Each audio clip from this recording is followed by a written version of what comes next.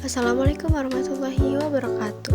Perkenalkan, nama saya Khairunisa dari kelas 11 Merdeka 5. Di sini saya akan mempresentasikan hasil PPT yang telah saya buat dengan tema berita.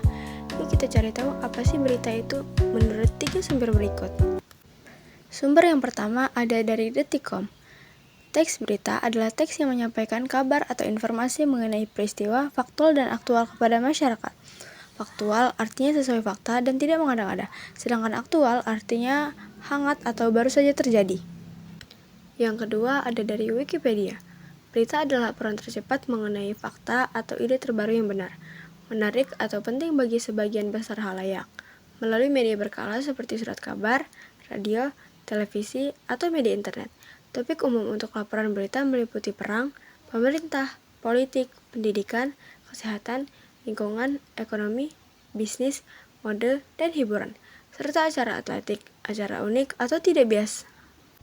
Dan yang terakhir ada dari Gramedia. Berita adalah suatu informasi baru ataupun informasi mengenai sesuatu yang sedang terjadi yang disajikan dalam bentuk cetak, siaran, internet, serta dari mulut ke mulut kepada orang ketiga atau orang banyak. Jadi, kesimpulan yang dapat saya ambil dari 3 sumber tersebut adalah teks berita adalah teks yang menyampaikan informasi tentang peristiwa yang faktual dan aktual. Faktual berarti informasi tersebut sesuai dengan fakta dan tidak dibuat-buat.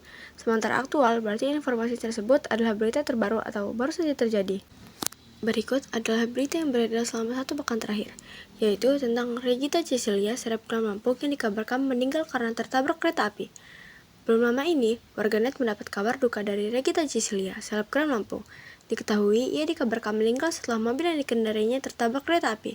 Mobil miliknya juga dikabarkan terseret sejauh 30 meter. Peristiwa kecelakaan ini terjadi di perlintasan Kampung Baru Kedatan Bandar Lampung, Lampung. Dalam peristiwa kecelakaan tersebut, Regita Cecilia bersama sosok yang diduga pacarnya. Mobil yang dikendarainya bersama sosok yang diduga pacarnya itu adalah Honda Brio merah dengan plat B1607S IJ. Kejadian tersebut membuat mobil yang dikendarai Regita Cecilia ringsek. Regita dikabarkan sempat dirawat di Rumah Sakit Advent Bandar Lampung dan masuk ICU. Tetapi, ia akhirnya meninggal dunia pada Sabtu 31 Agustus 2024. Berikut ada ciri-ciri berita. Yang pertama, faktual. Faktual berarti suatu kejadian bersifat nyata atau benar-benar terjadi dan dapat dibuktikan kebenarannya.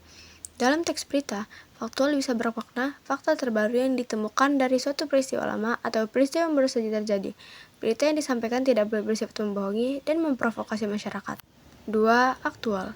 Berita juga mengandung informasi yang aktual. Menurut Kamus Besar Bahasa Indonesia, aktual adalah baru saja terjadi atau hangat.